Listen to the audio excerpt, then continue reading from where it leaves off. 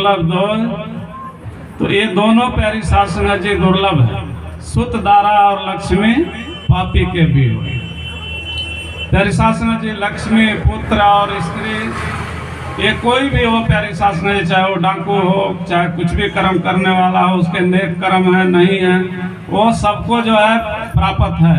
लेकिन प्यारी साध संगत जी ये संत समागम हरि कथा, ये प्यारी साध संगत जी जब पूर्ण सतगुरु हिस्से में आता है तभी प्यारी साध संगत जी किसी को मिलता है।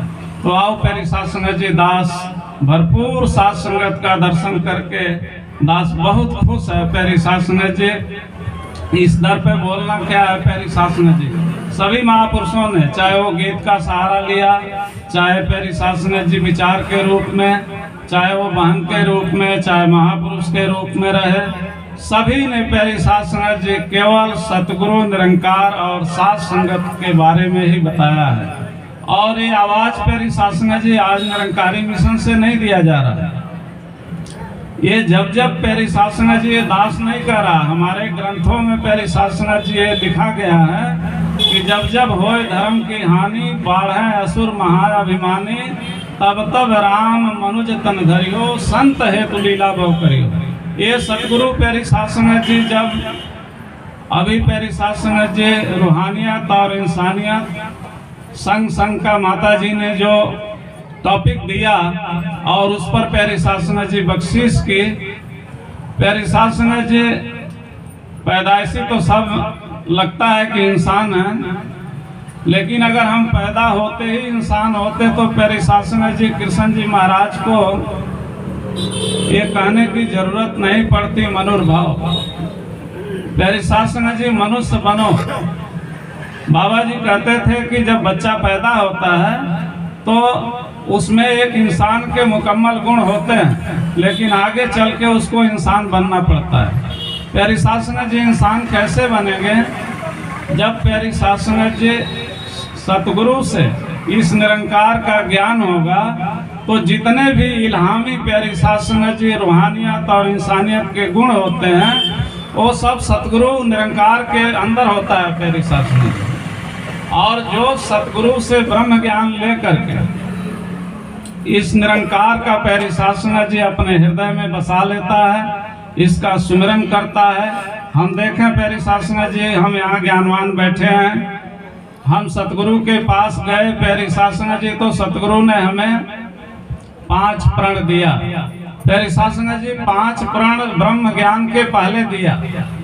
और ये प्यारी साध संगत जी खाली बॉडी लेवल तक का ही है, ये अहंकार को ही गुरु ने खत्म किया है।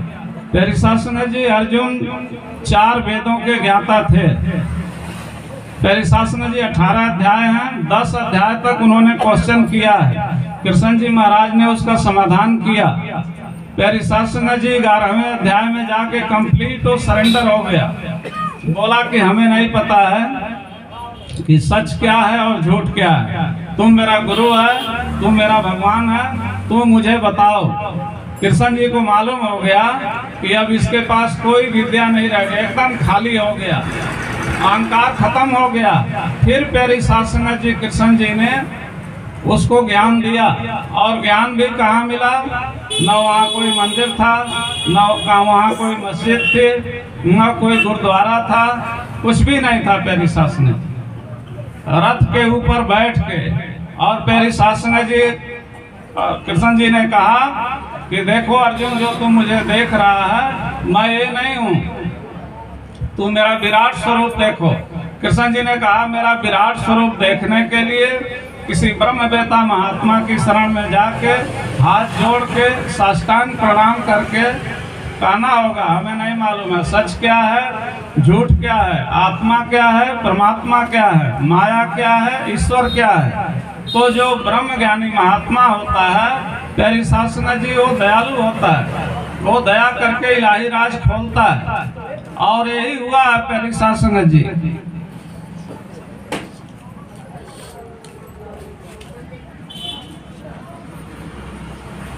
प्यारी साध संगत जी प्यार से कहना, यही हुआ है प्यारी साध संगत जी। उसने 11वें अध्याय में यही कहा कृष्ण जी को कि तू मेरा भगवान है, तू मेरा मित्र है। क्या उस सुभद्रा का शादी हुआ था, उस हिसाब से वो अपना रिश्तेदार समझते थे।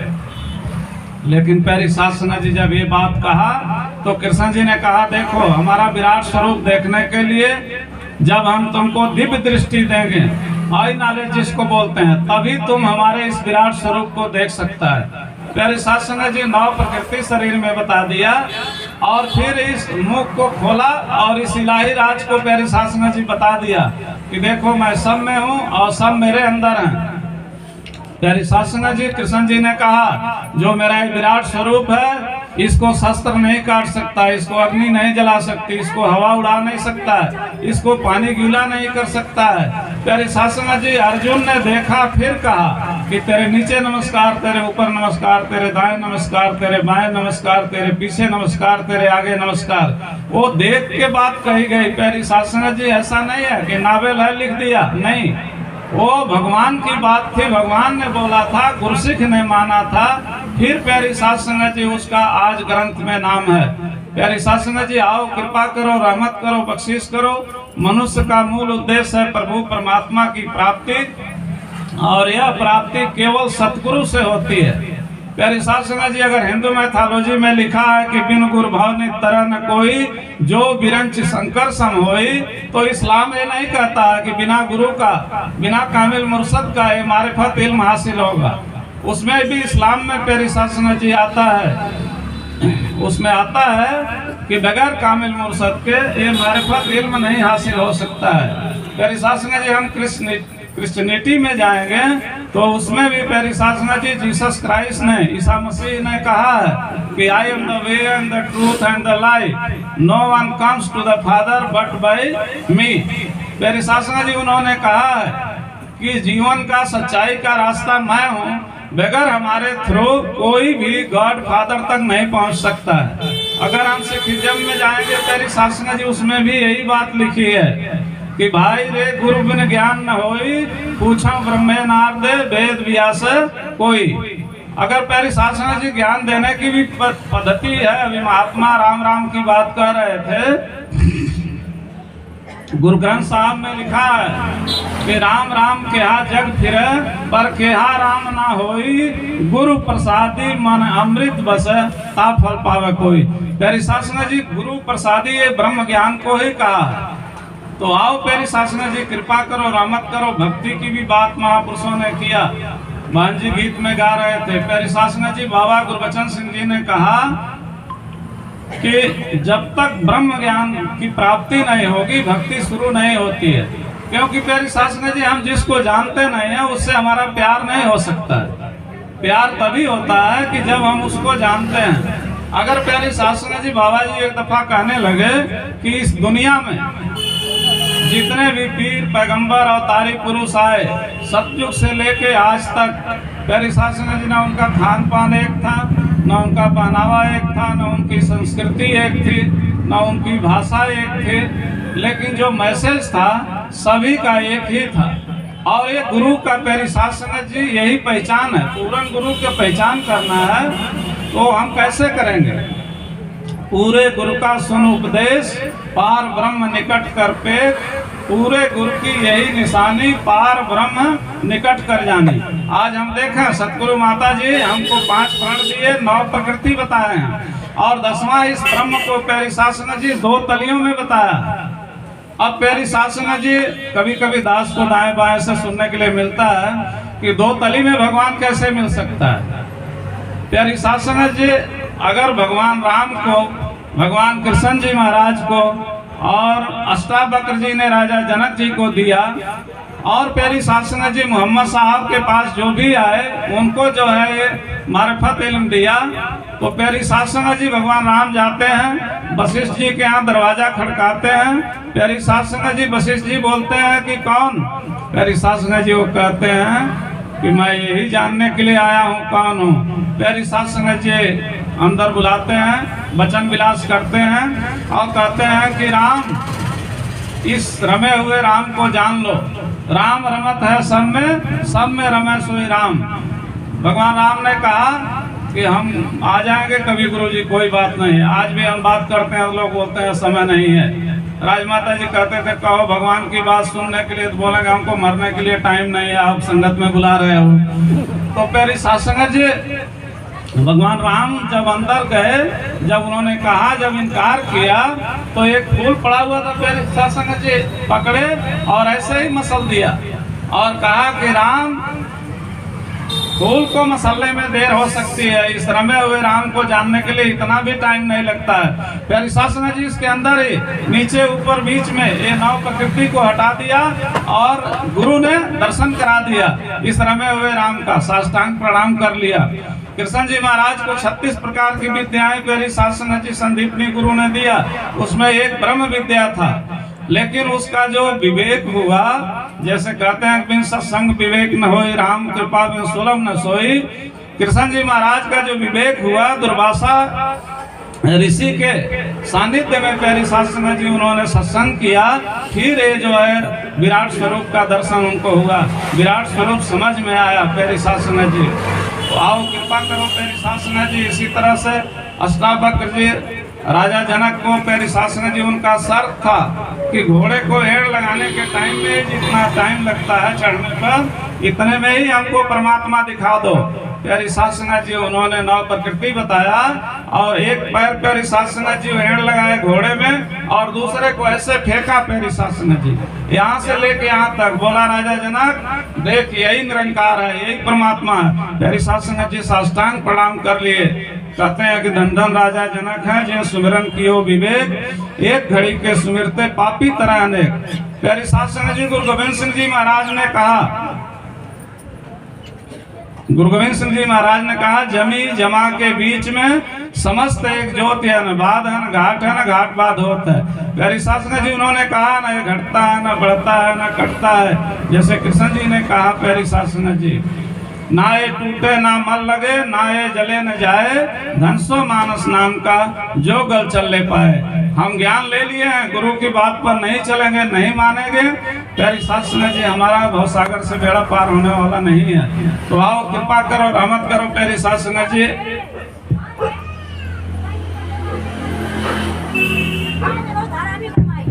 महात्मा प्यारी साध संगत जी सुमिरन के बारे में बता रहे थे, टाइम कम है इसलिए दास जो है आपके चरणों में मर्यादा है, आगे जाएगा नहीं। प्यारी साध संगत जी सुमिरन के लिए महापुरुषों ने कहा कि तू ही निरंकार, मैं तेरी शरण हाँ मैनू बख्श लो। कुवैत में प्यारी साध संगत जी बाबा जी ने एक बार कहा कि तू हम किसको कहते हैं, जो हमारे सामने होता है उसको ही हम तू कहेंगे, वो दूर है हम उसको तू नहीं कहेंगे, वह कहा जाता है। तो बाबा जी ने कहा कि हमको इसके एहसास में सुमिरन करना है। प्यारी साध संगत जी तू ही निरंकार, बाबा जी ने कहा हे निरंकार प्रभु परमात्मा तू धन्य है, मैं तेरी शरण में आ गया हूँ, मैनू बख्श लो। प्यारी साध संगत जी बख्श लेता है, बिन बोले सब कुछ जानता, किस पे करूं अरदास जी, ये तो बिना बोले सब कुछ जानता है प्यारी साध संगत जी।